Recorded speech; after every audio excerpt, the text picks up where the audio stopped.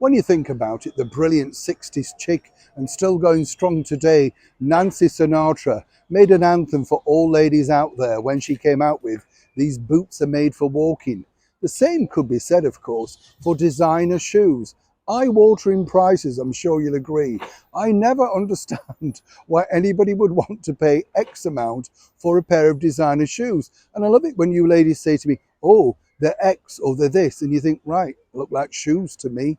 There you go, could just be me.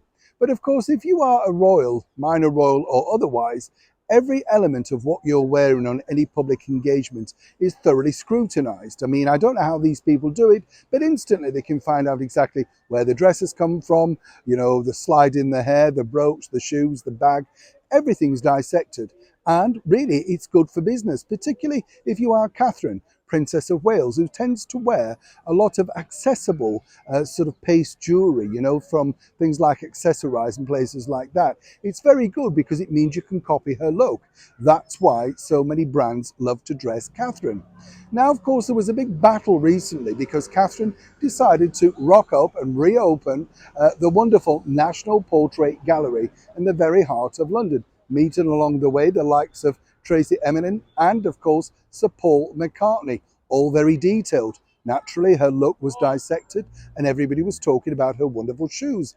Aquazzura, I believe is the pronunciation. Eye-watering figure, let me tell you. But according to the fashionistas, these particular shoes were, well, first launched, worn with great relish by the Duchess of Sussex. Now, this would have bypassed me, as I'm sure you can imagine. And yes, there is proof out there that the Duchess of Sussex did like this particular brand. Look good in them. Shoes are shoes, aren't they? Oh, no, they're not.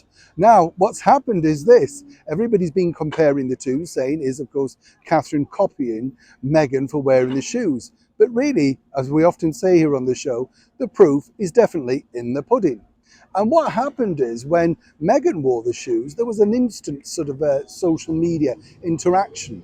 But more importantly, when Catherine wore the shoes last week, the company, fresh from speaking to me today, tell me they've seen a significant rise in sales, interest and export.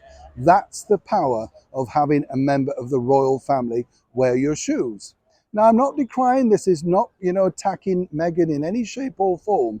What I'm saying is, you see, the problem that Meghan will have now as a brand leader, whichever you want to call it, without being on social media herself, how's she going to let the world know what she's wearing? And more importantly, yes, the magazines will pick up and all that sort of stuff, but is she attending the right events? Trolling around Montecito on her phone looking rather perturbed with an expensive handbag really doesn't cut sales.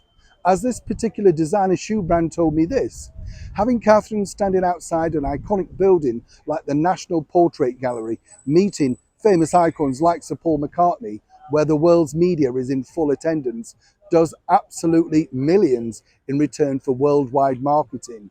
And that is exactly where they want to place their future endeavours, shall we say. As you can imagine, Catherine will get first nibs on anything design, colour, style that they will be putting forward for the future. Now, as I said, this isn't a battle against the two ladies, but if you are trying to build a brand, surely even Meghan's advisors would say to her, you have to think laterally, structurally, how you're going to get these for free, and more importantly, for sales to make sure they keep returning. Yet another battle in the life of Meghan if she wishes to become a very expensive, well-paid influencer. As ever, it's a developing story. When I know more, you'll know more. Neil Sean, Hyde Park, London.